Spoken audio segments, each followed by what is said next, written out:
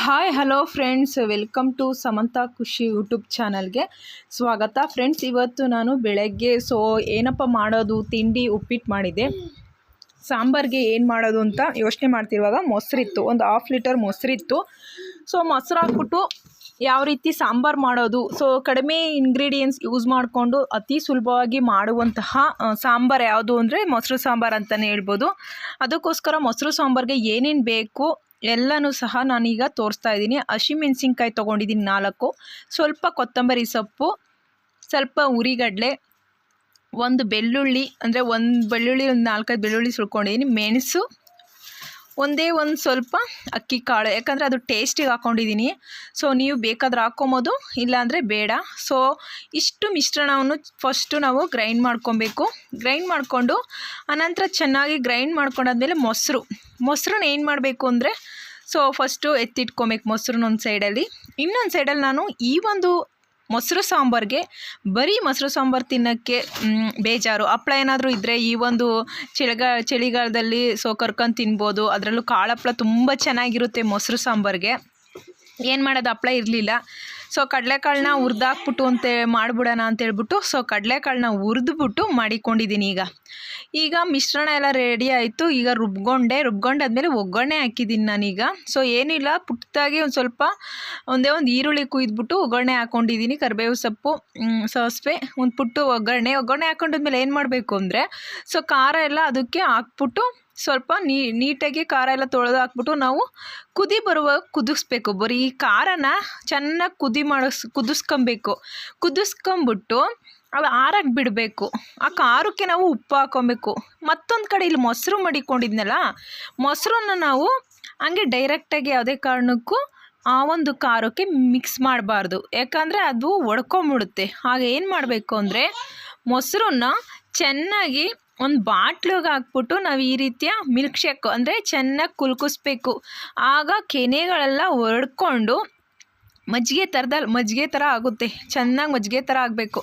ಒಂದು ಕಡೆ ಈ ಒಂದು ಖಾರದ ಮಿಶ್ರಣ ಚೆನ್ನಾಗಿ ಹಿಂಗೆ ಕುದೀತಾ ಇರಬೇಕು. ಉಪ್ಪು ಹಾಕಿರಬೇಕು, ಮರಿಬೇಡಿ ಫ್ರೆಂಡ್ಸ್. ಉಪ್ಪು ಹಾಕಿದಾಗ ಹಿಂಗೆ ಚೆನ್ನಾಗಿ ಕುದೀತಾ ಇರಬೇಕು. ಕುದ್ದಾದ್ಮೇಲೆ ಗ್ಯಾಸ್ನ ಆಫ್ ಮಾಡಿ ಸ್ವಲ್ಪ ಹೊತ್ತು ಬಿಡಬೇಕು. ಆನಂತರ ಮೊಸರನ್ನ ಆ ಸಾಂಬಾರಿಗೆ ಅಂದರೆ ಆ ಒಂದು ರುಬ್ಬಿದ ಒಂದು ಮಿಶ್ರಣಕ್ಕೆ ಮೊಸರನ್ನ ಮಿಕ್ಸ್ ಮಾಡಿಕೊಂಡು ಉಪ್ಪನ್ನ ನೋಡಿಕೊಂಡು ಎಷ್ಟು ಬೇಕು ಅಂತ ಹಾಕ್ಕೊಬೇಕು ಅಷ್ಟೇ. ಮೊಸರು ಸಾಂಬಾರು ರೆಡಿ ಆಗುತ್ತೆ. ತುಂಬಾ ಟೇಸ್ಟಿಯಾಗಿತ್ತು, ತುಂಬ ಚೆನ್ನಾಗಿತ್ತು ಫ್ರೆಂಡ್ಸ್. ನೀವು ಒಂದು ಸಲ ಮಾಡಿ ನೋಡಿ ಅಂತಲೇ ಹೇಳ್ತೀನಿ. ಹಾಗೆ ನಮ್ಮ ಮರದಲ್ಲಿ ಈ ಒಂದು ಬಿಳಿ ಸೇಬಣ್ಣು ಅಂದರೆ ಚಂದ್ರ ಸೇಬಣ್ಣು ಅಂತ ಹೇಳ್ತಾರಲ್ಲ, ಆ ರೀತಿಯ ಸೇಬಣ್ಣು ಸಿಕ್ಕಿದ್ದೋ, ತುಂಬಾ ಸೇಬಣ್ಣಿದ್ದೋ. ನಾನು ನೋಡೋಣ ಅಂತ ಹೇಳ್ಬಿಟ್ಟು ಒಂದು ಸೇಬಣ್ಣ ಕುಯ್ದು ತಿನ್ನೋಣ ಅಂತ ಹೋದೆ. ತುಂಬ ಚಳಿ ಆಗಿತ್ತು. ಉಪ್ಪು ಖಾರ ಮಿಕ್ಸ್ ಮಾಡ್ಕೊಂಡು ತಿನ್ನೋಣ ಅಂದ್ಕೊಂಡು ನಾನು ಕುಯ್ತಾ ಇದ್ದೀನಿ. ನೀವು ನೋಡ್ಬೋದು, ತುಂಬ ಚೆನ್ನಾಗಿತ್ತು, ಒಳ್ಳೆ ಟೇಸ್ಟಿಯಾಗಿರುತ್ತೆ ಅಂತಲೇ ಹೇಳ್ಬೋದು. ಹಣ್ಣಾದರೆ ಏನಷ್ಟು ರುಚಿ ಇರಲ್ಲ, ಕಾಯಿದ್ದಾಗ ತಿಂದಾಗ ರುಚಿ, ಹಣ್ಣಲ್ಲಿ ಏನು ರುಚಿ ಇರಲ್ಲ ಅಂದ್ಕೊತೀನಿ ಸೀಬೆಹಣ್ಣು. ಅದಕ್ಕೆ ಸ್ವಲ್ಪ ಉಪ್ಪು ಹಾಕ್ಕೊಂಡು ತಿಂತಾಯಿದ್ದೀನಿ. ನನಗಂತೂ ತುಂಬ ಇಷ್ಟ ಆಯಿತು ಫ್ರೆಂಡ್ಸ್. ಸೀಬೆಹಣ್ಣು ಮಾತ್ರ ತುಂಬ ರುಚಿಯಾಗಿದೆ.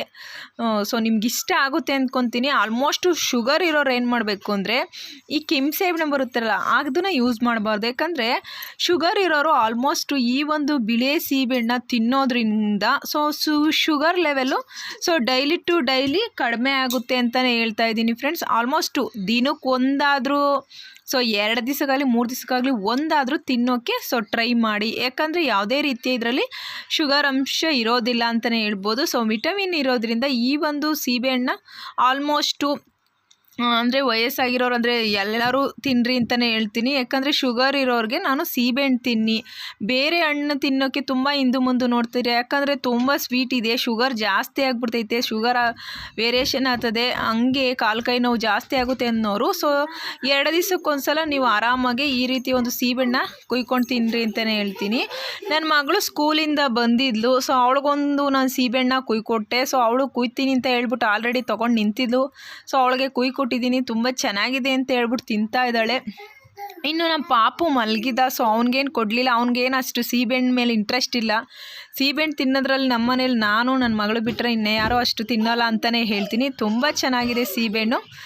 ಹಾಗೆ ಸ್ವಲ್ಪ ಅನ್ನ ಮತ್ತು ಸಾಂಬಾರಿತ್ತು ಹಾಕ್ಕೊಂಡು ನಾನು ನನ್ನ ಮಗಳು ಇಬ್ಬರು ಊಟ ಮಾಡ್ದೋ. ಇನ್ನು ಕುಂಕುಮ ಎಣ್ಣೆ ಅಂತೂ ಎತ್ತೇ ಇಟ್ಟಿಲ್ಲ ನೋಡಿ ಫ್ರೆಂಡ್ಸ್. ನನಗೆ ಸ್ವಲ್ಪ ಆರೋಗ್ಯ ಸಮಸ್ಯೆ ಇತ್ತು, ಸೊ ನಾನು ಸ್ವಲ್ಪ ತಲೆನೋವು ಬಂದಿತ್ತು, ಮಲಗಿದ್ದೆ. ಹಬ್ಬಕ್ಕೆ ತೊಗೊಂಡಿರೋ ಕುಂಕುಮ ಎಣ್ಣೆ ಹಂಗೆ ಇಟ್ಟಿದ್ದಾರೆ. ಕೇವಲ ಒಂದು 40 ಗ್ರಾಮ್ಗೆ ತೊಗೊಂಡಿರೋಂಥ ಕುಂಕುಮ ಎಣ್ಣೆ ಅಂತಲೇ ಹೇಳ್ಬೋದು. ತುಂಬ ಕಡಿಮೆ ಗ್ರಾಮ್ ಸಿಕ್ಕಿದೆ ಈ ಒಂದು ನನಗೆ. ನಾನು ಆಲೇ ಒಂದು 5 ಇಯರ್ಸ್ ಮೇಲಾಗಿದೆ ತೊಗೊಂಡು ಅಂತಲೇ ಹೇಳ್ಬೋದು. ಹಾಗೆ ಜ್ವರ ಬಂದಿತ್ತಲ್ಲ, ತುಂಬ ಜ್ವರ ಬಂದಿರೋದ್ರಿಂದ ಸೊ ಪರಂಗಿಹಣ್ಣು ತೊಗೊಂಬಂದಿರು ನಮ್ಮ ಹಸ್ಬೆಂಡು. ಒಂದು ಪರಂಗಿಹಣ್ಣು 60 ರೂಪಾಯಿ kg ಅಂತೆ. ಸೊ ಒಂದು ಪರಂಗಿಹಣ್ಣು ತುಂಬ ಬೆಲೆ ಜಾಸ್ತಿ, ತುಂಬ ದುಬಾರಿ ಆಗಿಬಿಟ್ಟಿದೆ ಫ್ರೆಂಡ್ಸ್. ಹಾಗೆ ನಿನ್ನೆ ಸಂಜೆ ನಾನು ಸ್ನ್ಯಾಕ್ಸ್ ಮಾಡ್ಕೊಂಡಿದ್ದೆ.